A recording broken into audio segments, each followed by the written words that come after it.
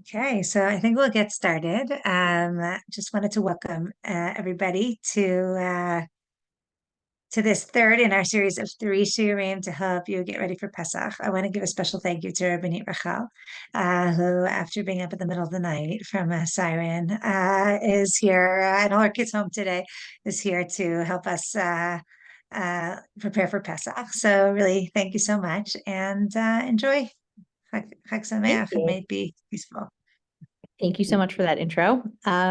Okay, so there's like a few introductions. I'm gonna share my screen though already, even though while I do introductions, I'm gonna quickly share my screen. Hold on. See, it's giving me different Google Chrome options. Is this the one that I want? Guess there's no way to know until I try it. Oh, 1 second. I'm so sorry. It's making me change my preferences, use my password to get in. Sorry, it's been a while since I did a Zoom. Oh, I'm really sorry. I have to quit. I'll be right back. I promise I'll be right back.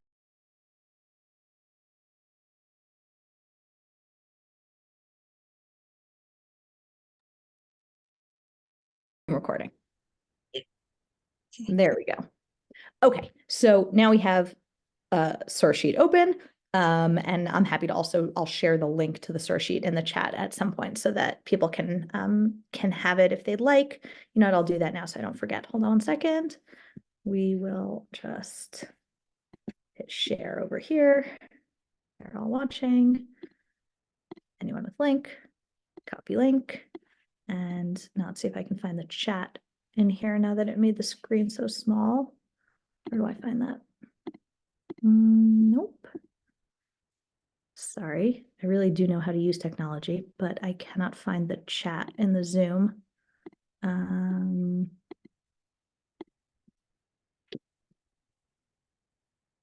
here, everyone. There we go. That's the link to the sheet for people who'd like to follow along on their own if you want to make notes or anything like that, or you can just follow along on my screen. And I see people along the bottom. Obviously, if you have thoughts, you're welcome to unmute yourselves, turn on cameras, and share or share something in the chat. I think that I'll see chats that come in, but if I miss something, please just unmute yourselves. Really feel free to just talk. So the first thing that I wanted to say is that obviously, current events is going to be part of sort of this year tonight and our Pesach. No matter what, I think, last night my plan was clean up from Shabbos, sit down to focus on tightening up the sources for this year. But instead, we ended up just sort of checking the news and checking how long it was going to be before the Iranian missiles showed up in Israel. And I think a lot of people felt that Vihi She'amda sort of showing up in our lives again, right? When we say the Seder Vihi She'amda Lavotenu Vilanu Shelo Achad Bilvad Amad Aleinu L'Chalotenu El Shebechol Dor Vador Omdim Aleinu L'Chalotenu V'Akadosh Baruch Hu Matzilenu Mi'adam.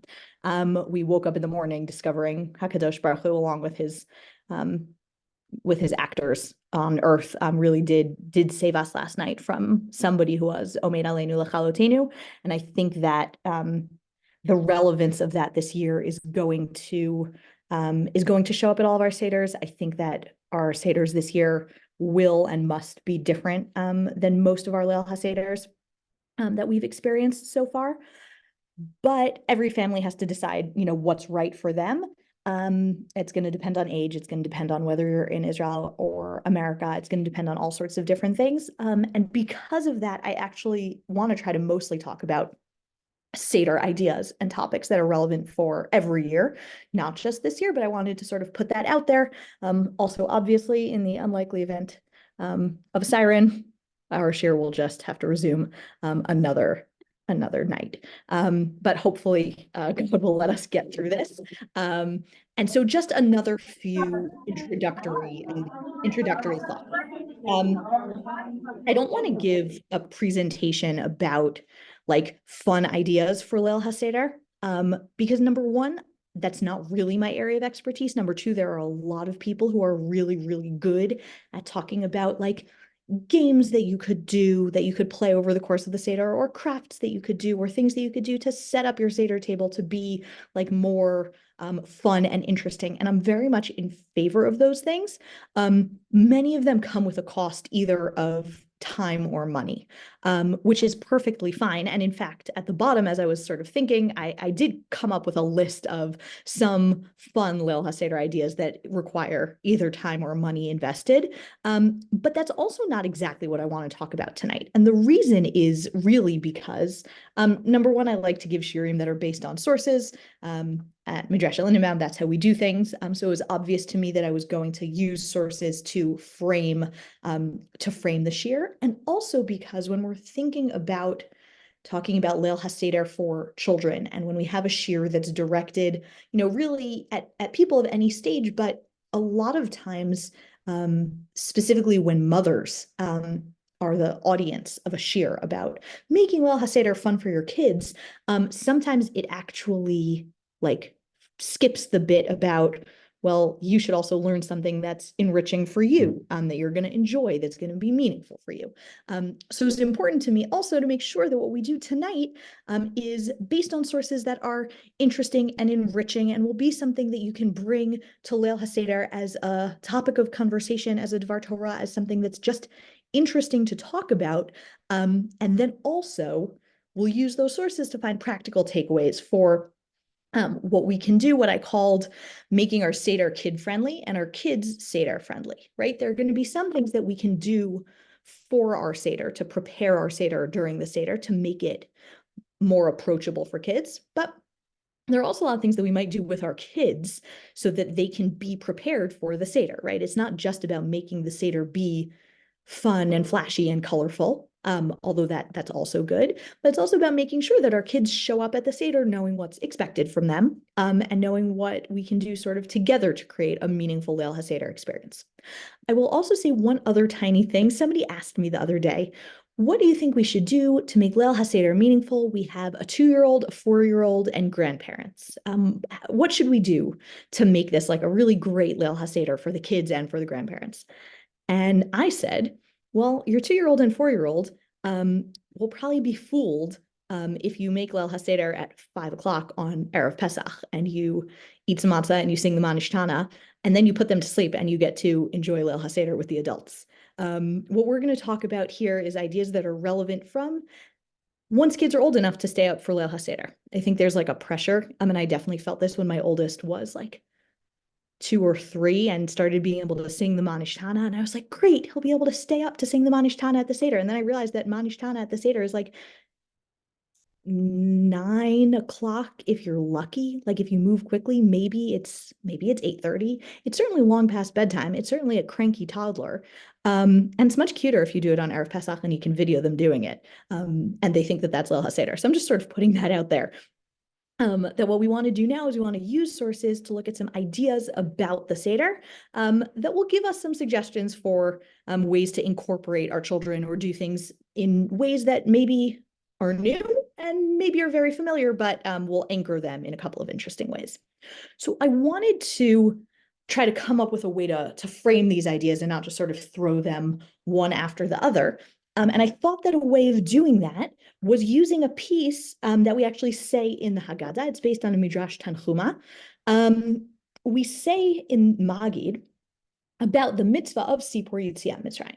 Right? The reason for sort of the whole story of getting kids involved in Leil HaSeder is because one of the main mitzvot of Leil HaSeder is telling the story of Yetziat Mitzrayim to the children. And that's one of the reasons we really want the children to be involved.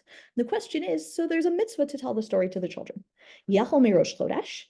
Does this mitzvah apply starting from Rosh Chodesh Nisan? Talmud Lomar Bayom Hahu.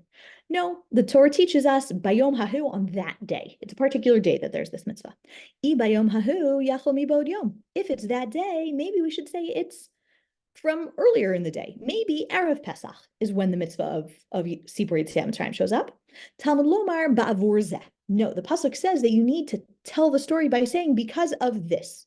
Ba'avur Zeh lo amarti ela b'shah sheyesh matzah umaror munachin lefanecha. I can only say because of this, God took me out because of this, when I have matzah and maror on the table in front of me, meaning The mitzvah of Sipur Yetziat Mitzrayim is a Leil HaSeder mitzvah only. Now, this is a part of the Haggadah that doesn't get that much play. It's in between some more interesting bits, and so people usually zoom through it without really asking the question of, wait, but like, of course, the mitzvah is at Leil HaSeder. Why would you think anything? Why would you think anything different? And the answer is, or at least the answer that I like best, I read in a piece in Hare Kedem, which is ideas on holidays from Rav Soloveitchik. And I'm not going to read it inside, but you can see it here in the Rashi script, where he explains that just like the mitzvah of Zachoret Yom HaShabbat, remembering Shabbos, actually is a mitzvah throughout the whole week. You're supposed to remember Shabbos on Sunday. You call it Yom Rishon to remember that you're counting towards Shabbos. So maybe the mitzvah of remembering Yetziat Mitzrayim starts from Rosh Chodesh Nisan.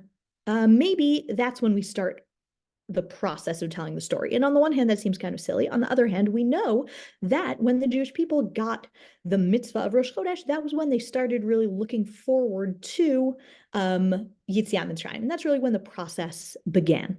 So even though we paskin that we don't have a mitzvah of Sipur Yetziat Mitzrayim starting from Rosh Chodesh, I do think that we could divide our Seder preparations into three categories, into Yachol Me Rosh Chodesh, the things that we can do early in the 2 weeks before the Seder, the things that we can do Mi Ba'od Yom, Erev Pesach preparation, and then the things that are Ba'avur Zeh, the things that we do during the Seder itself. So let's talk about Yachol Me Rosh Chodesh, starting early, right? We have a week and a day, which is still enough time to start thinking creatively about Leil HaSeder.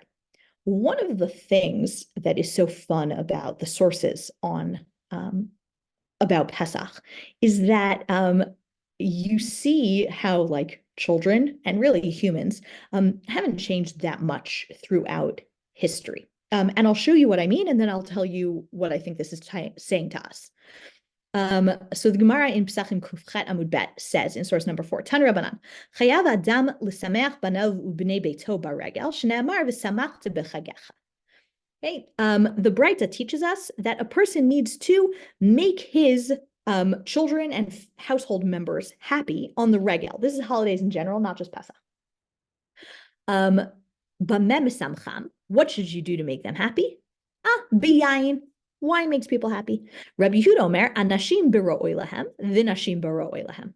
Men should have what they like, and women should have what they like. Anashim b'ro'oi lahem biyayin, v'nashim b'mai. So men like wine, apparently, and women, what do they like?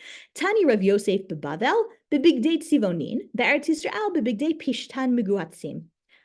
It turns out that there's a difference in what women like depending on where they live in the world. In Bavel, the women like colorful clothing, and in Eretz Yisrael, they like ironed linen clothing. Okay, white clothing as opposed to colored clothing, right? Different styles of what counts as fancy. Okay, why do I bring this? This doesn't even talk about children. We'll actually get to the children part in a little bit. The idea is that when we start talking about what makes people happy, it's always going to be personal. It's always going to be some people like this and other people like that, right? And maybe one could say at some point in life, men like wine and women like clothing, right? But when we start thinking about getting people involved in Leil HaSeder, getting children involved in Leil HaSeder, so one of the things we need to ask is, what is going to incentivize that? What is something that's going to make someone excited in the lead up to Leil HaSeder and Leil HaSeder itself? So one of the things they'll say, a week is exactly enough time to upgrade the Haggadah selection, right? I was looking into sort of new Haggadahs that have come out, especially that might be interesting for kids. This might be like slightly older kids. But you know, there's a Harry Potter Haggadah, there's a graphic novel Haggadah by Koren, which is beautiful. There's a Lego Haggadah. Apparently there's a Taylor Swift Haggadah. I have not seen this one.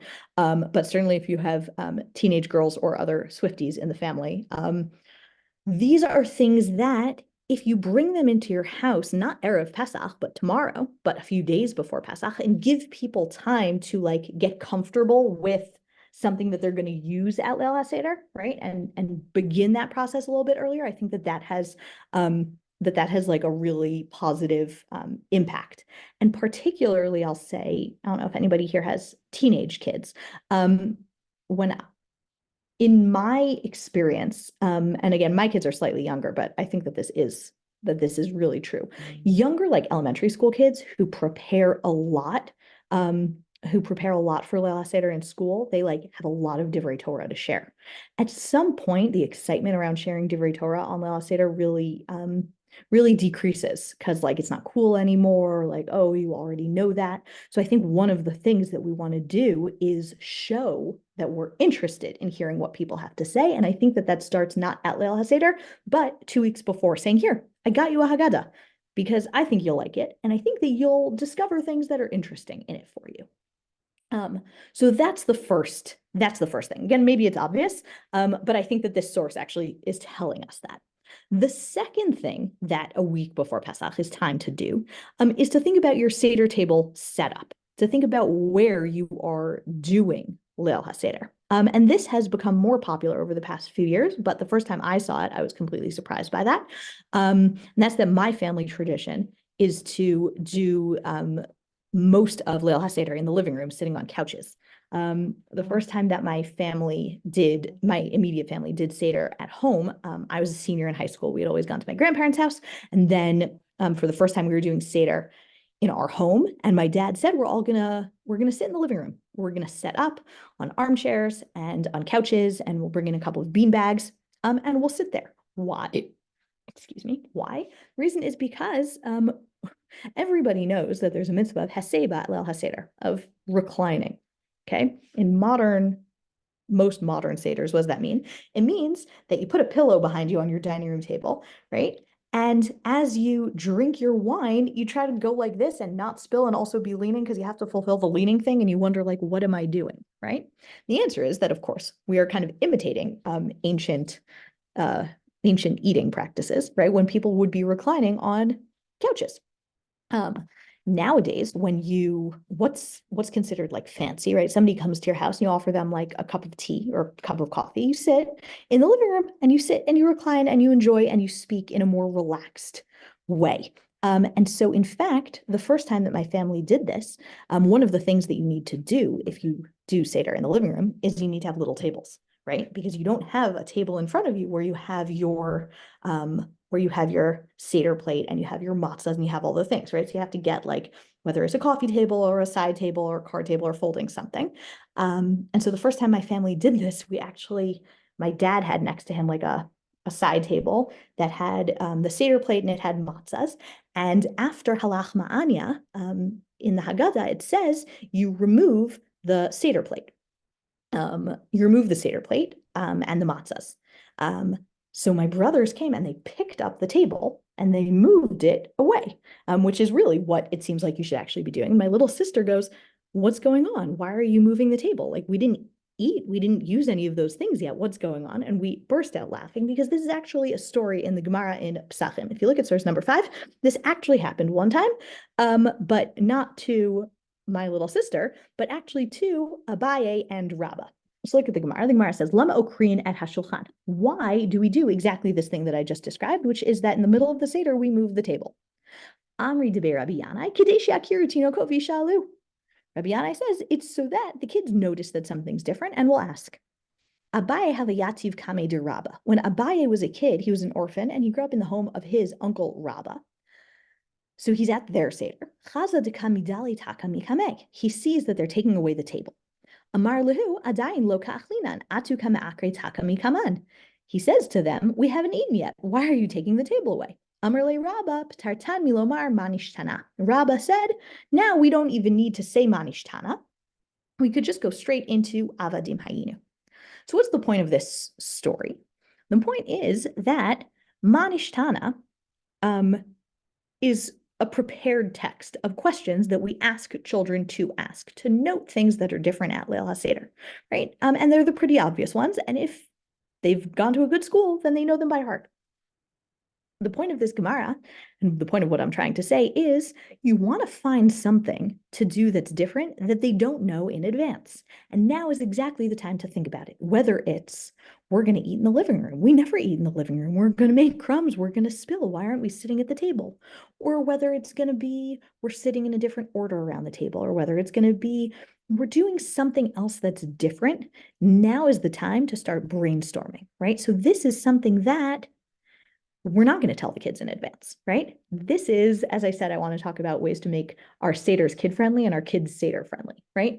So we talked about maybe buying Haggadahs in advance or preparing people to start thinking about things in advance. That's for the kids.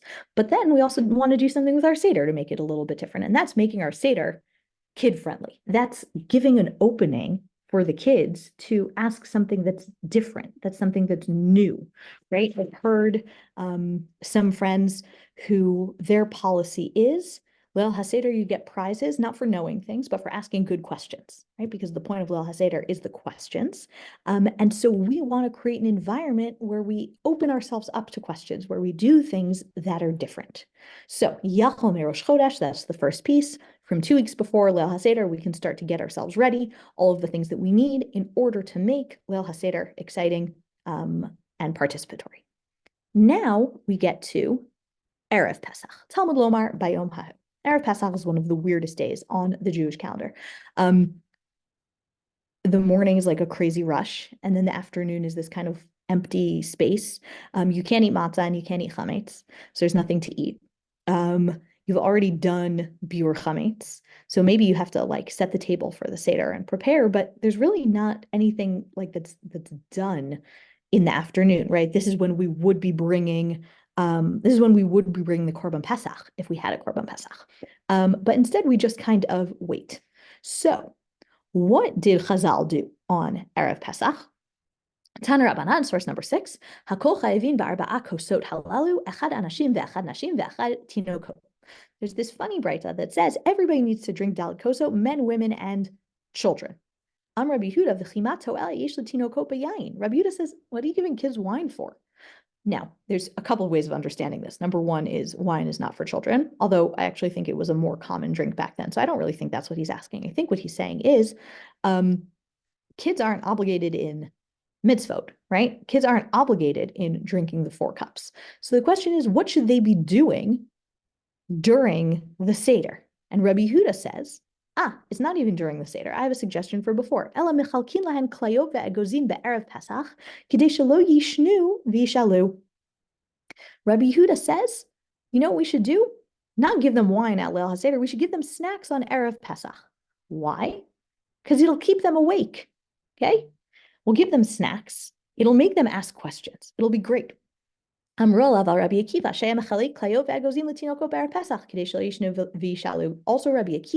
used to give out snacks, okay, because the concern is Leil HaSeder is long, right?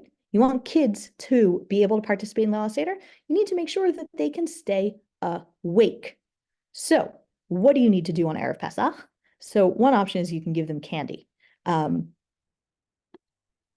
One option is you can give the kids candy. But there's a downside to giving the kids candy, which is that it might make them hyper, right? And then that's not really helpful for Leil HaSeder is to have hyper children, right? So what's the better option? A good lunch and a nap, okay? I know that this is not like a mind-blowing thing, but I actually think that the Gemara is saying you want to get to Leil HaSeder with kids who are ready to participate in Leil HaSeder, make sure that they eat lunch and make sure that they take a nap. I really do think that well-rested kids and adults is like a key to Leil HaSeder. You just can't enjoy if you're exhausted. And let's be clear, I'm not anti-kids staying up late at Leil HaSeder. I think once a year, twice a year if you're in America, I guess, it's not a bad thing for kids to stay up late. The problem is just if they're overtired, they won't be able to have fun. You won't be able to have fun. You'll just have kids melting down, right? So first thing, well-fed and nap. But the well-fed thing, as I said, is hard because there's not that much to eat on Erev Pesach. And also, the problem is not the Erev Pesach period. The problem is the long gap from when the Seder starts until we actually get to the eating part, right? I think like it's very obvious that you need to make sure that kids like eat real food before the Seder. But what about the part of the Seder where it seems like we're going to eat, but then like we don't really eat? What we call karpas. Karpas is a fascinating halachic idea, why we eat karpas, how much karpas we eat. And I could give a whole separate shiur about that, but I wanted to give a little taste to also tell you what I think we might be able to do with karpas to help our Leil HaSeder in general. So the Gemara in source number 7 says, V'dika amarta trei tivulei lamali, ki heicha dilehave haker letinokot. Why do we dip twice at Leil HaSeder? So that the kids will ask questions. Okay, so again, there's a lot of questions of, well, okay, so we want the kids to ask, but then what's the answer, right? And so that's why we say, we dip in salt water to remind us of tears. Okay, fine.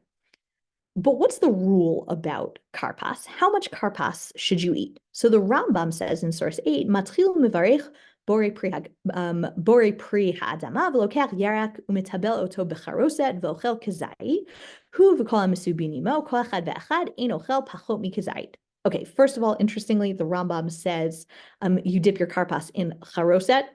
Not going to get into why that is. But the Rambam says you have to eat a kazait. And not just that you have to eat a kazait, everybody needs to eat a kazait. The kazait thing here is like really, really important to the Rambam. Why? Because if you eat something, then it needs to be a kazait. Why? Because when you eat something, halachically, you need to eat a kazait of that thing. When there's a mitzvah to eat something, you need to eat a kazait. Everybody knows at Leil HaSeder, you have to eat a kazait a matzah. How much is a kazait? I don't know, like 7 matzahs, right? We're really into how big the kazait is for matzah. So the Rambam says a kazait of karpas as well. However, if you look at the Shulchan Aruch, you'll see the minhag that may sound more familiar to you. The Shulchan Aruch says, "Notelia davud tzorach tibul rishon v'lo yivarech al hanitila." You wash your hands for the first dipping, which we call karpas. You don't make a bracha, right? This is also a fun halacha. V'yikach me'karpas pachot mikazait umitablo b'chometz mevarech bori pri adama v'ochel ve'ino mevarech acharav. The Shulchan Aruch says you eat less than a kazait. Here, he's dipping his karpas into vinegar. Again, separate shiur on the different things you could dip your karpas into. You make a borei pri adama and you eat, but you do not make a borei nefashot. The Mishnah Berurah explains why this is. Pachot mikazait lefisha b'kazait yish safek bebracha achrona im yivarech ota o lo. Al kain tov yoter sheyochal pachot mikazait sheli hebo chiyuv klal lekulei alma. The Mishnah Berurah says the reason he thinks you shouldn't eat a kazait of karpas is because if you eat a kazait of karpas, then maybe you have to make a bracha achrona, maybe you have to make a borei nefashot. The problem is you don't want to make a borei nefashot. Why not? Because when we said a ha'adama on our karpas, we also had in mind the maror we're going to eat later on in the Seder. Why? Because we don't want to make a borei pri ha'adama on the maror because we're not sure if it counts as part of the meal. And so therefore we want to have had a ha'adama before. But if we make a borei nefashot, then we'll have to make a ha'adama again. So the Mishnah Berurah says, better not to make a borei nefashot and therefore better to eat less than a kazait. And so that's how you have the very common minhag of you take one bite of a potato or like one little parsley, a little bit. And it's a huge tease. And again, growing up, that's what we did. You had, a parsley and a slice of radish, right? A small amount. But at some point, our family minhag actually changed after our family looked into it. And it turns out that the practice of Rav Soloveitchik and also Rav Aaron Lichtenstein was in fact to eat more than a kazait of karpas, following the Rambam. Now, this is a huge game changer for your Pesach Seder. Again, maybe people here already do this, but to us, it was a huge game changer. Why?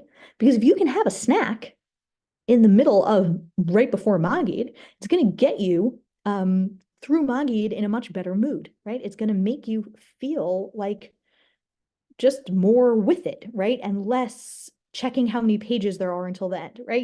Like on Yom Kippur, right? You're checking to see how many pages are there left in the Machzor before Musaf is over, right? Or Rosh Hashanah, let's say, when you know that you get to go home and have lunch. So at some point during Magid, sometimes you start checking how close are we to the end? Why? Because I'm so hungry.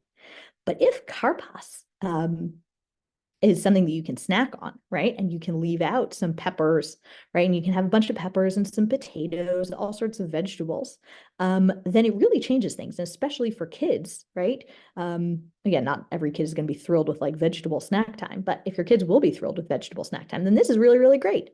And definitely something that can make a difference in your Leil HaSeder.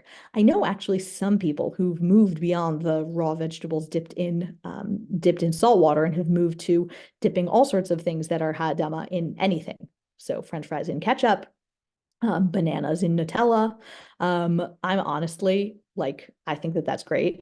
I am not yet at the stage where I'm having my own Pesach Seder where I can institute like a full-on dipping course, fondue. But I think we know that the point of Karpas is for the kids, right? If we say the whole point of Karpas is to get the kids to ask questions, so you know what? Let's also make sure that Karpas is something that can benefit the kids. So if you have a strong family minhag against eating a kizai like the Shulchan Aruch, okay, you have the Shulchan Aruch on your side. But if you're open to creative things, this is a really good one. So practical takeaways for Erev Pesach, pre-Seder nap, come to the Seder well-fed, and potentially even use Karpas to help you make it through Magid. Okay, now we're at Leil HaSeder itself. Source number 11 is the continuation of what we saw earlier. Okay, this idea of Rabbi Akiva, and then it moves into the famous Afikoman. So the Gemara says, Amru alav al Rabbi Akiva, Shayem chalek klayot ve'agozim letinokot be'erev Pesach kedei shelo yishnu v'yishalu. Rabbi Akiva would give out snacks so that the kids would stay awake and they would ask questions. Tanya, Rabbi Eliezer omer, chotfin matzot b'leilei Pesachim b'shvil tinokot shelo yishnu. We will chotfin the matzot on Pesach night so that the kids won't go to sleep. We have to figure out what chotfin matzot is, but we're just going to finish the Gemara first, then we'll figure out what chotfin means. The Gemara continues. Tanya amru alav al Rabbi Akiva mi'amav lo amar higia eit la'amod b'veit hamidrash chutz me'arvei Pesachim ve'erev Yom HaKippurim ve'erev HaPesach b'shvil tinokot kedei shelo yishnu ve'erev Yom HaKippurim kedei she'achilu et bneihem.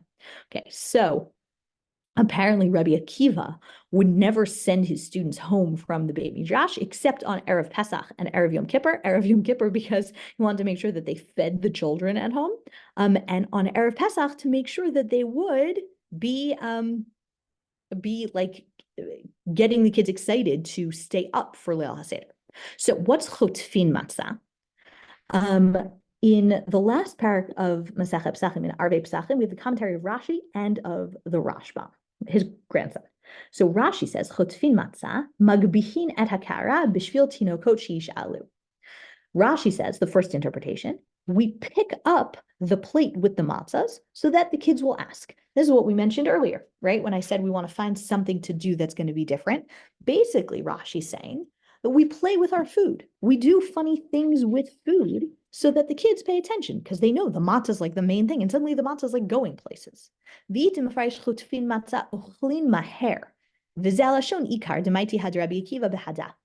Rashi says there's another interpretation. Chotfin matzah, we eat matzah quickly.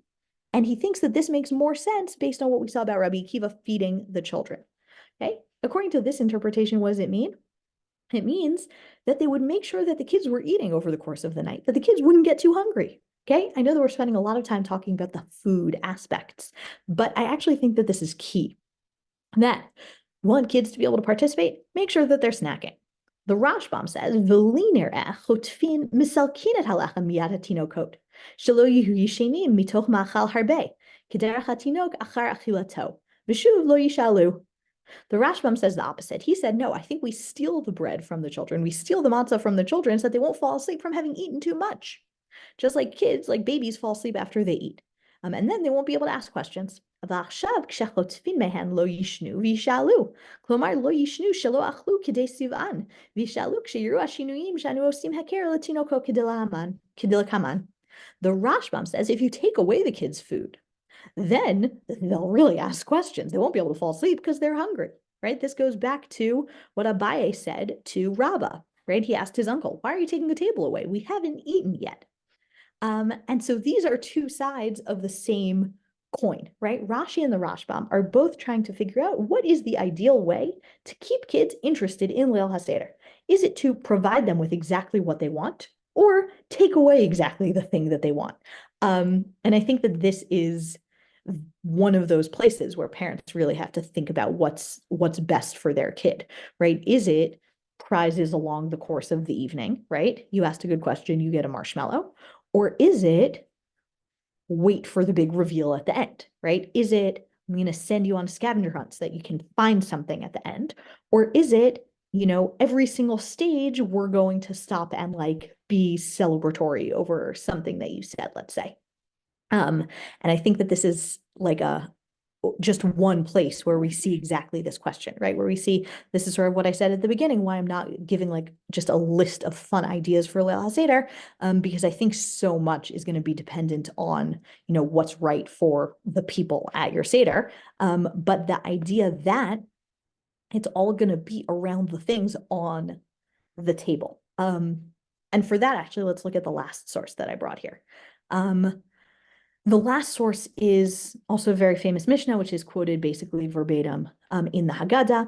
Rabban Gamliel haya omer, kol shelo amar shlosha dvarim elu b'Pesach, lo yatsa yidei chovato. Rabban Gamliel would say, anybody who doesn't say these three things on Pesach hasn't fulfilled his obligation: Pesach, matzah, and maror. Pesach, al shum shepasach hamakom al batei avotinu b'Mitzrayim. Okay, we have the Korban Pesach because God passed over our ancestors' homes in Mitzrayim during Makat Bechorot. Matzah al shum shenigalu avotinu b'Mitzrayim. Matzah is because we were rescued from Mitzrayim. Maror al shum shemiru hamitzrim echayei avotinu b'Mitzrayim. And the maror is because our lives were bitter in Egypt. This is like in for a lot of people, this is sort of like the bare minimum, right? If for whatever reason you had to have the bare minimum of a Leil HaSeder, these three things would be it. And we have two of them on our table, right? We don't have the Pesach because we can't have the Korban Pesach, but if we did, we would have it on the table and we would point to the things on the table. And I think that this connects back to this idea, this machloket about chotfin et hamatzot, right? What I love is that when Rabbi Eliezer said chotfin matzot b'leilei pesachim b'shvil tinokot shelo yishnu, Rabbi Eliezer knew exactly what he was talking about.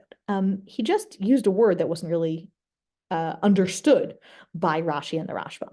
So Rashi and the Rashbam, if you think about it, the Rashbam probably spent some Leil HaSeders as a kid with his grandfather Rashi, right? That's probably a cool Pesach Seder to be at if I could be a fly on a wall.